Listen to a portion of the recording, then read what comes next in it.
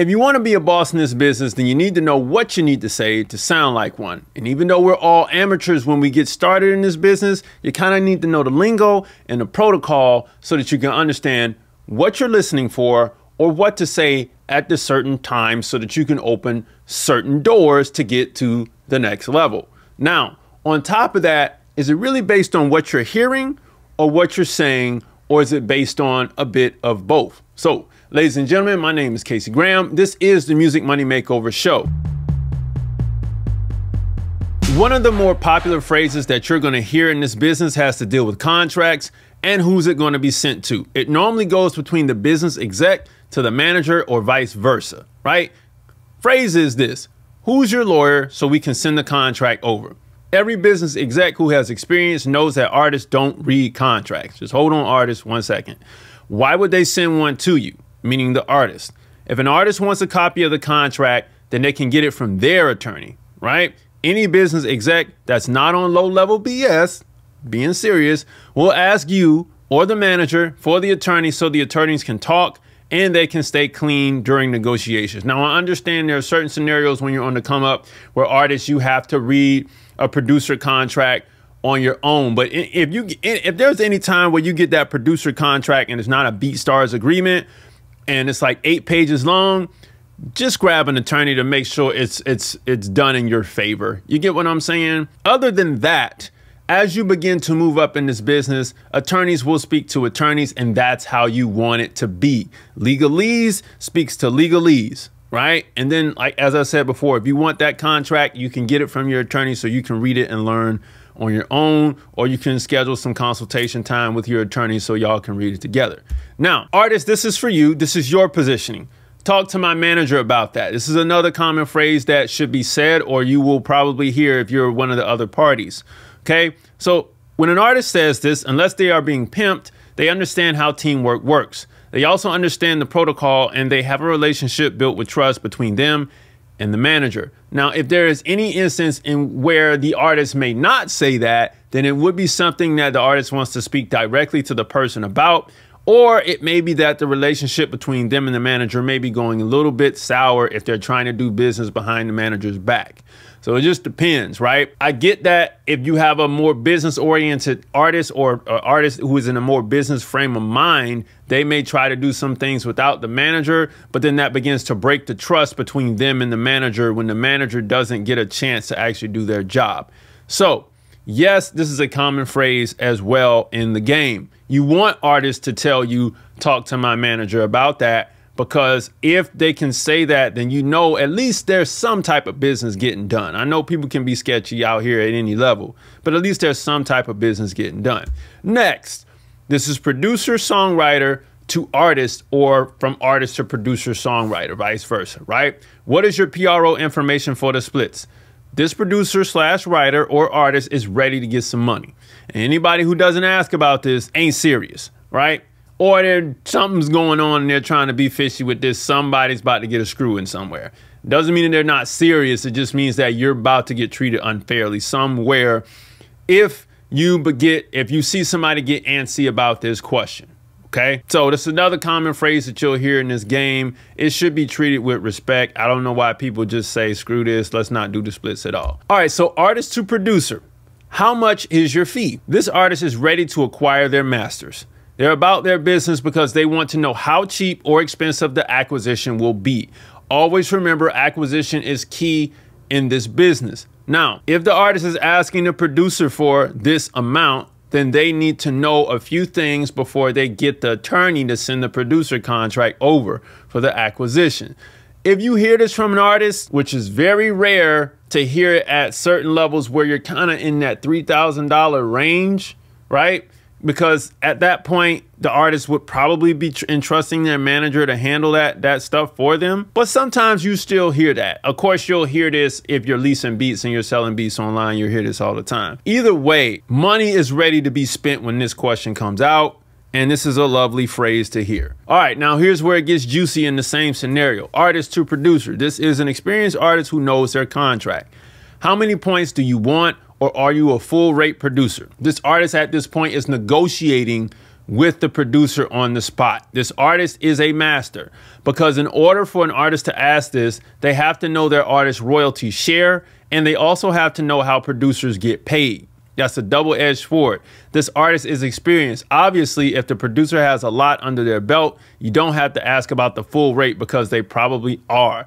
4% plus is a full rate producer. And in today's day and age, that number can really get a little bit higher than that, due to the fact that, you know, people are independent, they're a little bit more generous, or because, you know, the money isn't really flowing like that. So, but if an artist asks you this question, they are experienced. Seriously, they've been in the game for a little minute, and they know how the producer contract really works, and they know how to handle things without the attorney getting involved or without the management getting involved. And they may be able to get a better rate out of you than if they have to talk to the manager or the attorney, and the artist knows this, so they're going to handle the negotiations themselves, because at the end of the day, it is their money that's being used to pay these people. Get what I'm saying? So if an artist makes these type of moves, you are on your way to being a boss. You're really pretty much a boss at this point.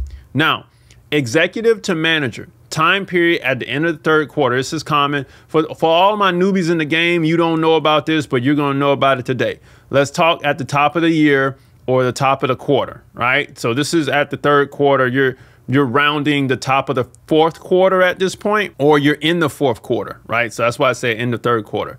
Chances are favorable that a deal option is in the air if you've been shopping for one, because maybe, let's say, cash is tight and you need another leg up, or you need a type of resource, but the investment company that you're seeking is not going to give out any investment in that final quarter of the year. It just doesn't happen. So you want to get that investment at the top of the year. You get what I'm saying? And most investments, to be fair, happen in the second quarter. They happen in the second and third quarters. That fourth quarter and that first quarter, to be honest with you, the fourth quarter is just for looking and chilling. And then the first quarter is like, okay, let's really explore the options that came to us last year. Really favorable conditions are from the second to the third. But if someone gives you this phrase right here, then you know chances are they're really looking at you as a prospective signee to whatever it is they're doing, or whatever deal it is you're trying to shop. Now, manager to creative. I'll tell my accountant to cut a check for you or for XYZ. She will send you an email when she does. All right. I've had this happen to me a few times. This is the most lovely statement ever. Oh yeah, we getting paid. This is what you want to hear. So when you have management companies who sign artists, or artists who have managers who are running their independent record label for them, and they'd say that the accountant for the record label is going to cut you a check, this is the most beautiful phrase ever. Or if the manager has an artist that's signed to a major, and they tell you to contact the business affairs department or the accounting department at the record label so you can get paid, and they let the accounting department know that you'll be emailing them, this is the most wonderful scenario ever, right? So when you hear these phrases, you know for sure that somebody is really down to do some business, okay? Talking at the top of the year doesn't always mean a deal, right? You're right, but at least you have a lead, okay? If this happens to be the case, ensure that lead until then, meaning the top of the year, and make sure you and your artist keep pushing to make progress, to make sure you are still in the running or in the back of their minds after the end of the year rush, okay? So you want to keep working until you get that meeting, or you get the chance to have that meeting, but you want to stay in the back of their minds. You want to keep them updated and refreshed on new things that are going on with you between the time period they said this and the time period they want to meet. All right, what if you don't have a lawyer as an artist? Get one if you're serious. I ain't got nothing else to say to that. If you really want to do business, you need to get one. Have one on call. Now, what is the best way to get people to fill out a split sheet? Do it for them and propose the splits yourself. Then people will start communicating. All right, this is a very arrogant way to do it. A lot of times it's just because creatives don't want to have that tough conversation. So do it for them. Be honest and fair, and everyone will start to respect you for that move, unless they're egotistical and arrogant. Now, you can only pull this move if you know everybody involved. And on top of that, you can only pull this move if you know people's PRO information. I'm gonna do that so you don't just go out here, you know, writing down splits for everybody. You get what I'm saying? But if you initiate the splits conversation after the fact and you got everybody's contact and email and you put everybody on text stream, it's a bold move to do. It depends on who you're dealing with, but it's a very bold move to do. But it gets everybody talking. Somebody who has experience may get mad that you did that, but that's only if they're like, you know, just on some old BS. It just really is. You know what I mean? So if you're an artist, a music producer, a singer, songwriter, or a new music business exec who wants to build your record and publishing company in the next 60 days or less without any hassle or misinformation out here on the internet, I got you covered because we'll get it done in that 60 days or less. It's called a 60-day record label course. We're going to build a strong LLC foundation so that you have something to build and develop upon. You'll learn how to play the game via contract, and you'll be able to collect your international and domestic record and publishing royalties without the middleman taking 15%. All the stuff you see in the bottom right-hand corner is included within this course, plus much more than what you see on this page. Grab the free stuff below if this is your first time watching the channel. 10 major steps to increase your record label's profits. A free split sheet is included with the download. However, implementing these phrases will turn up your professionalism a notch.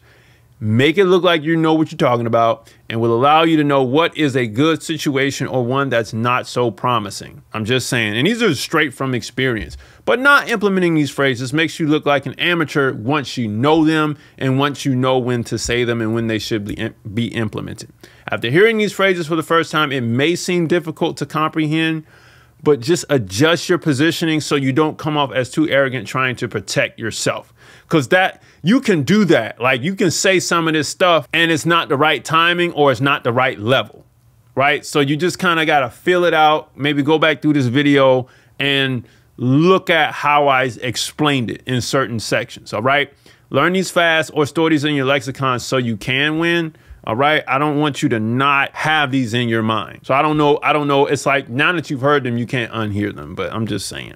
All right. So you want to implement these phrases. If you wanted to know how you could actually become a little bit more professional about what you say in this business, you have a lot more information, or at least 7 more phrases that you can listen for or say in this business on your way to the top. But if you want to know more, check this video out right here. And it's going to really help you along the pathway to gaining success in this business. Ladies and gentlemen, music money makers, if you make music, you should make money. Log on to musicmoneymakeover.com, jump into the 60-day record label course beneath this video, download the free stuff below, book a call on musicmoneymakeover.com, and I'll see you next time. Peace.